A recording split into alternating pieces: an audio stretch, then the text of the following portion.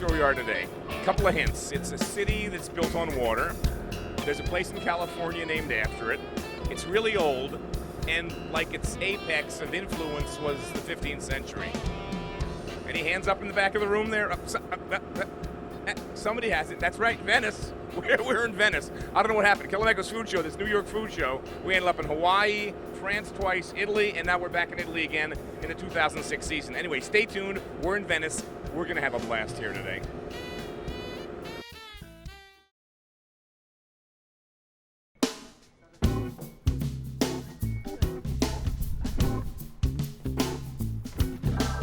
As you walk through these streets, you realize how old this town is. I mean, this is real antiquity. Just lots and lots of narrow streets, 4- or 5-story buildings, bridges to get you over the canals, and those canals. Endless miles of canals with little gondoliers pushing the people through. This must be a tough city to work in and get around, but it's a beauty. We're not in Venice for long, we just have a couple of days. We're going to try and visit a market, shoot some street scenes, eat some good meals, and meet the characters. Well, if you wonder about if Venice has a beach, that's the beach, and it's beautiful. We're here at the Westin. That's the Westin's beach. This is the Terrazza Martini from the Martini and Rossi people.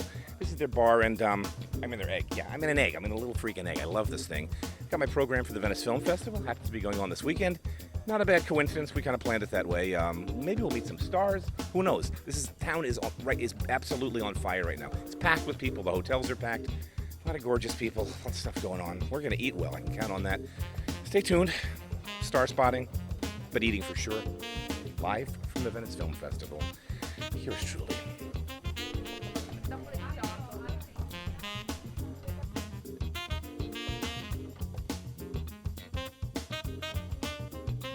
Ding! Cocktail hour's begun. So here we're doing a classic Negroni, which is a great Mediterranean cocktail that I love. Yeah, directly in the glass, a lot of ice, gin, Martini Rosso, and bitter. Bingo.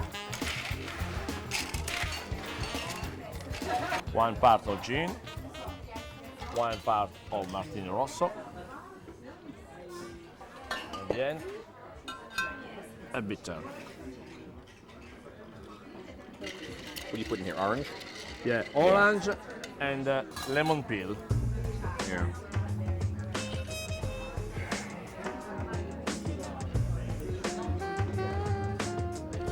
Like this. This one is a classical Negroni. Classical Negroni. Again. Again. You know, it's the Venice Film Festival. We're on holiday, sort of. Yeah. Salute. Sì, salute.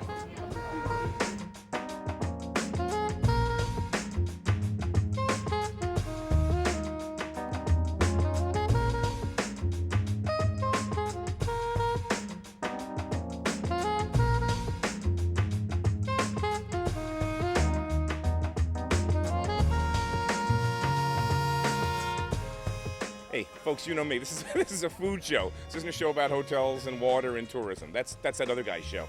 We're here at the Rialto market, which is really the big fresh fruit, fresh meat, fresh fish market in the middle of Venice. Took us a while to get here because it really is like in the middle of Venice. We took the little boat over to the nearest point where we could see. We probably should have taken a little gondola to here, but we schlepped about a half a mile inland. But this is it. All over Europe, these towns. I don't care, France, Italy, Spain. In the middle of the towns, 5 days, 6 days a week, they've got these markets where the vegetables and fruit come to them.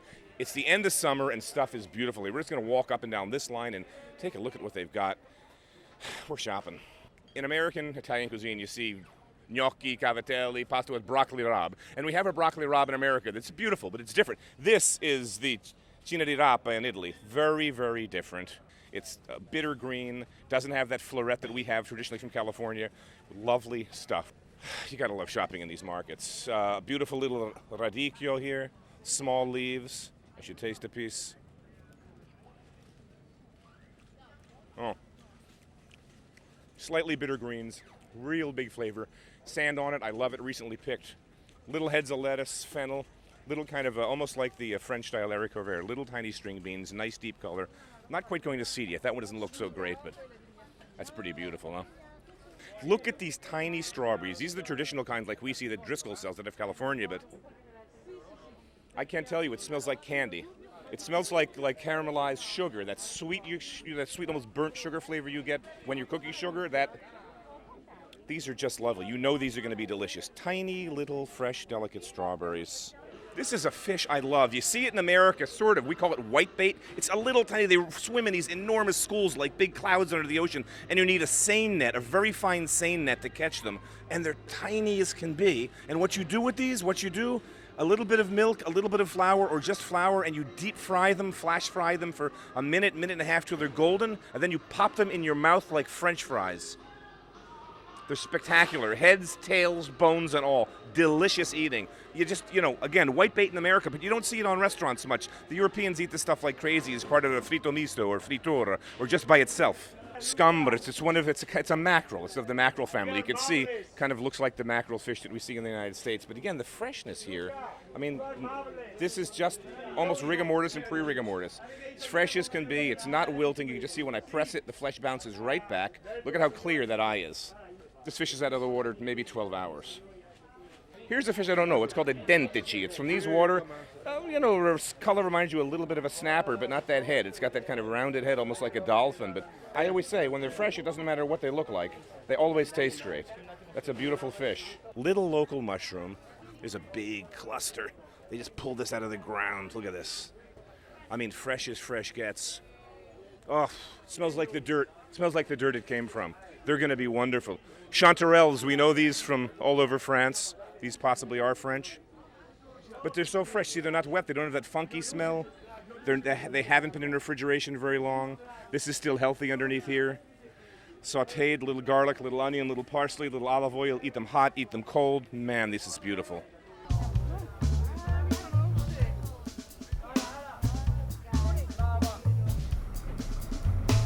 We're here at the Gritty Palace Hotel. It's absolutely spectacular. 500 years old. Well, you saw it on the way in. Stunning, stunning place. Daniele Turco's the chef here. We're going to make a couple of things, hopefully a couple of things. Talk to me about what you're making, because they have this great Venetian Thai. Okay.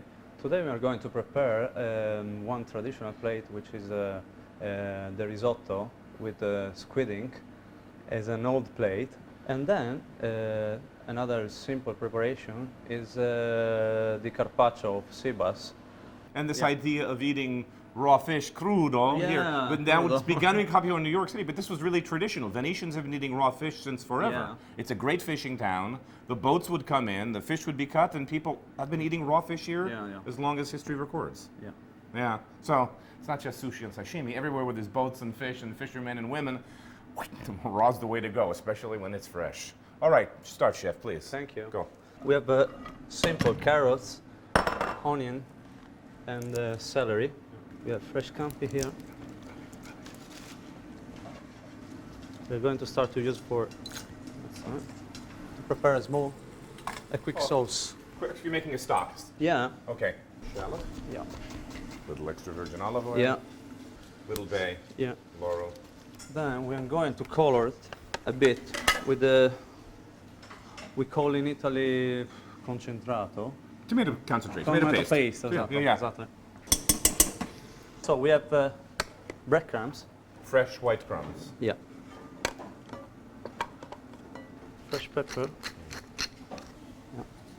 Yeah. Another olive oil? It's a bit stronger.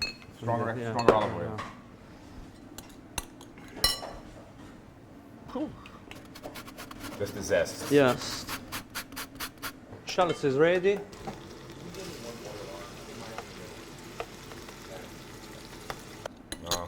The bread picks up the oil nicely. Look at that color. Yeah. So now what we do is to pass.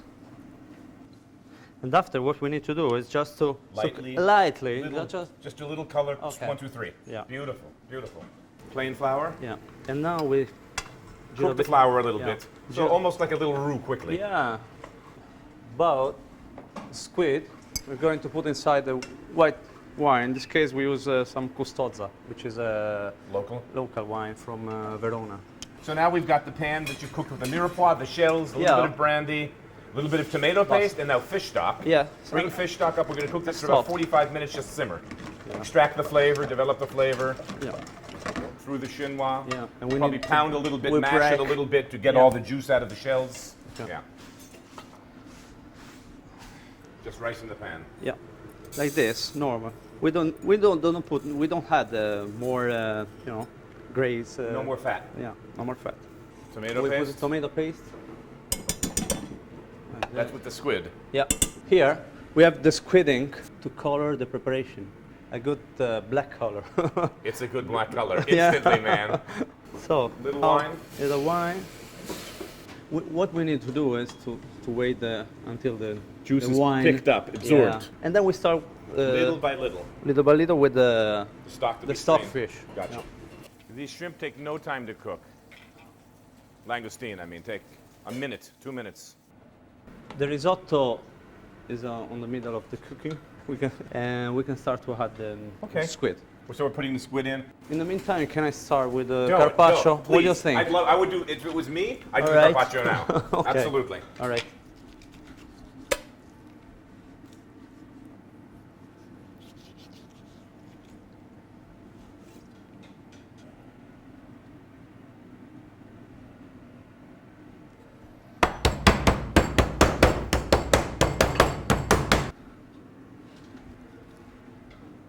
Pink grapefruit. Pamplemousse in Yeah. French. What is it in Italian? Pompelmo. Pompelmo? Pompelmo. Once this marinade is on, it Yeah. starts to cook the fish. Yeah. Going to put some, like this. Voilà. And we are going to close to have a sort of, Like a little basket. Bowls. Yeah, like a Yeah. little purse. we're going to put on the middle, like this. Well, that's pretty and it's going to be delicious. Little extra virgin olive oil. This risotto smells great. You can smell the squid ink.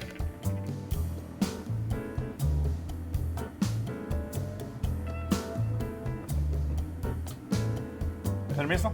Prego. I'm eating. First the risotto, then I'm going to bite the Buon scampi. appetit. Thank you. This just looks extraordinary.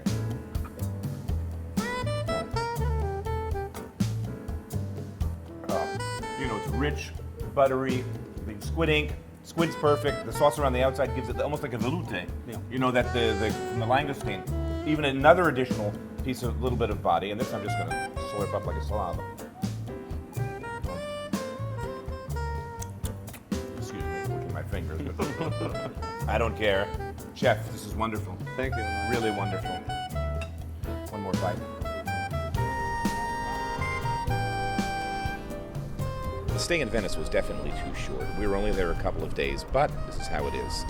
We were on a schedule, so we're going to head into the Veneto. Our next stop is going to be the Hotel Abbazia, where we're going to meet with the chef, have a nice meal, and I think we're going to get a cooking demo. I'm here with Roberto Fanzin, the chef at come si chiama il ristorante? Ristorante La Corte. La Corte. Come si chiama il paese? Folline. Folline. Folline. See, we're on this bus trip with Martini and Rossi going all over the place. We pulled in here last night after drinking a lot of Prosecco all day. I don't know. We checked into the hotel, took a shower, came downstairs, and had this amazing meal. This man prepared it. I said, please, could you do a demo for us? Anything you want. We were up late. He came in early in the morning. This is early. It's 7:30, 8 o'clock. The chef should be asleep. We should all be asleep, but we have another place to go, which is Milan. So the chef's going to make for us his variation of kind of an eggplant parmesan, but a more modern variation of that. His cooking is really, really modern and really wonderful. So, chef, after you. Ok. Parlo degli ingredienti. Ok, 1000 foglie di melanzana con mozzarella, pomodoro, confit e pesto alla genovese. Pesto genovese. Pesto genovese. Ok, andiamo a preparare la nostra 1000 foglie. So what we have is the eggplant, buffalo mozzarella, this tomato confit, and the pesto genovese, which is pine nuts, olive oil, plus some basil. He just blanched it in the water. What he's done there is just blanch these tomatoes in boiling water for 30 seconds. This is just to make tomato concassé, to make them able to be peeled. Here he's removing a bit of the flesh, all the water and the seeds, the way you would for any tomato lozenge or tomato concassé. He's going to bake them on that dish. 3 to 4 hours, and we'll see what he puts on the dish when he bakes it. Maybe a little bit of olive oil, maybe a little bit of sugar.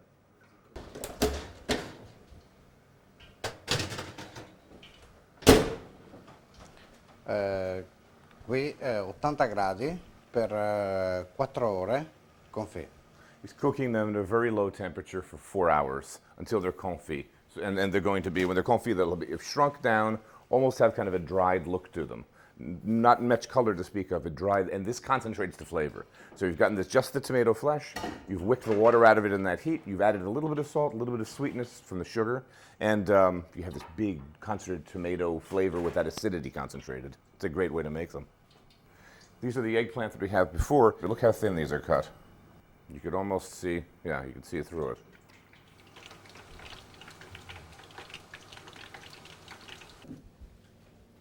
A questo punto rigirare But, ancora. right, so they drain. We're draining all the oil out. Si asciuga. Buffalo mozzarella, fresh, of course. And this is the tomato after it's been cooked. The tomato confit in the oven for 4 hours. It's then buried in olive oil with fresh basil and let it sit for a couple of days in refrigeration.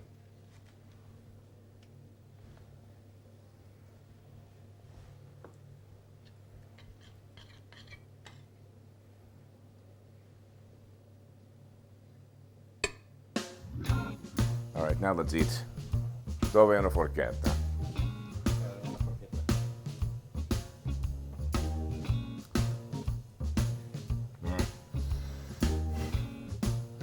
Che adesso la mozzarella e il pomodoro è freddo. Sente un po'. Temperatura ambiente. And the tomato, sweet, and acidic together. They have that great balance. Eggplant's like a milfait, almost like pastry. And normally the eggplant is heavy.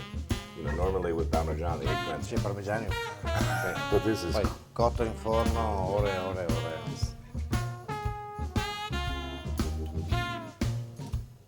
light and fresh.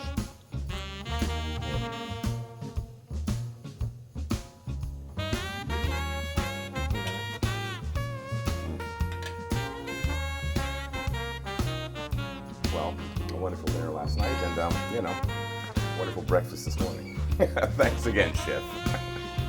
Thank you so much. Thank you. I probably have it all down my chin. Thanks, guys. And then, whoops. Until next time, the travels through Italy continue. One meal at a time, and all of them great.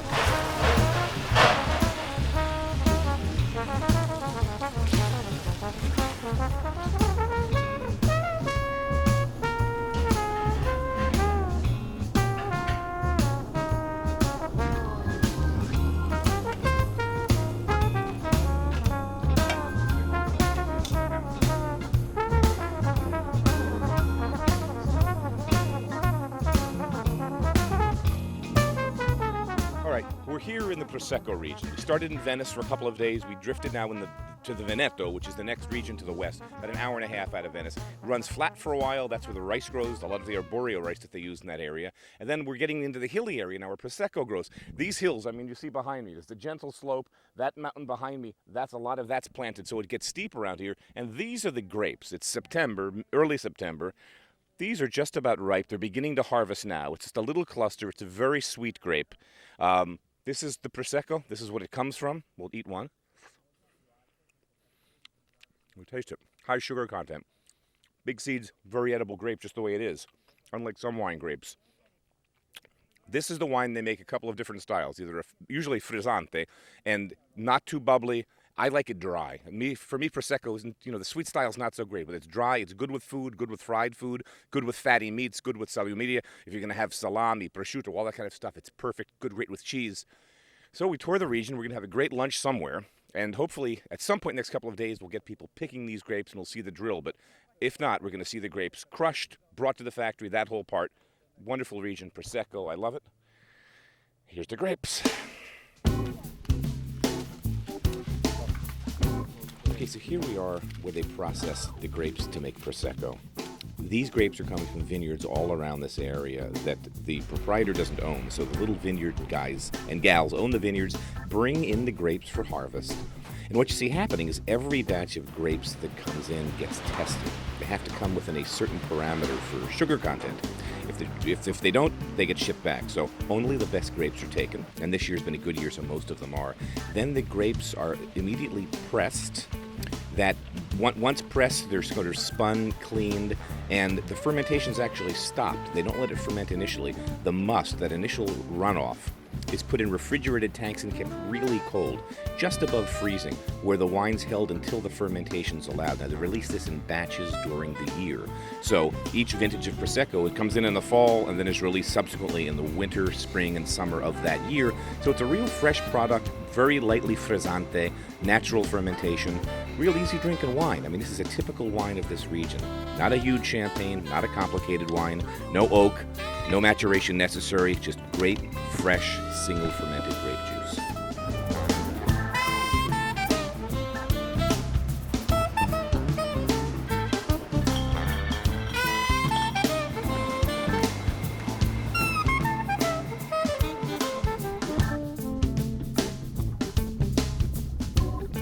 Next stop is Milan. Milan's part of the northern Italian industrial triangle, and really, this is my favorite place in Italy.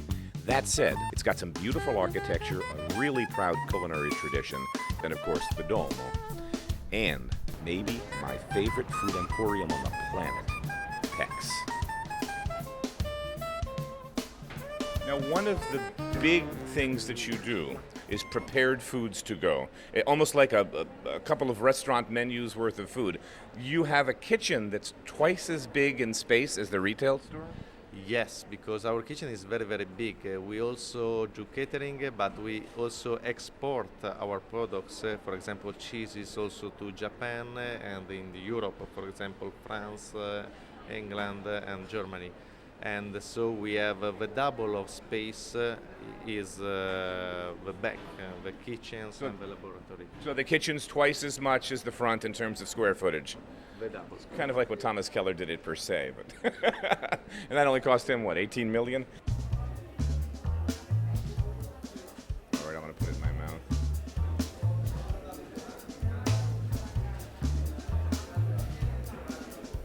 Very nutty, very buttery, very smooth. Just a beautiful eating cheese. Oh. It's delicious. How old? 2 years? Yes. Now, tell me, what do I have in glass here? They are artichokes. How can they be that small? It's almost very, very impossible to find. With this was easy to find about 30 years ago. And that's a artichoke heart. Sorry? Artichoke heart, the grilled apple show, the heart. What part of the artichoke is it? The bottom, the heart? No, it's just the heart. The heart, but Yes, big. yes, I mean, yes. normally they're this big. Yes, no, by artichokes like this. What's the little fillet? Sole? So, yes, it is. Cooked by steam and lemon and oil. And olive oil, extra virgin. Sitting in a Yes, pool of sure, extra virgin olive oil. sure. So talk to me about what's in here. This is a great, great selection. Yes, this is Marsala Riserva, and we cover all the vintages from 1968 to 1914. Wow. Look at this bottle, for example, the old Marsala I have. 1900. That's unbelievable.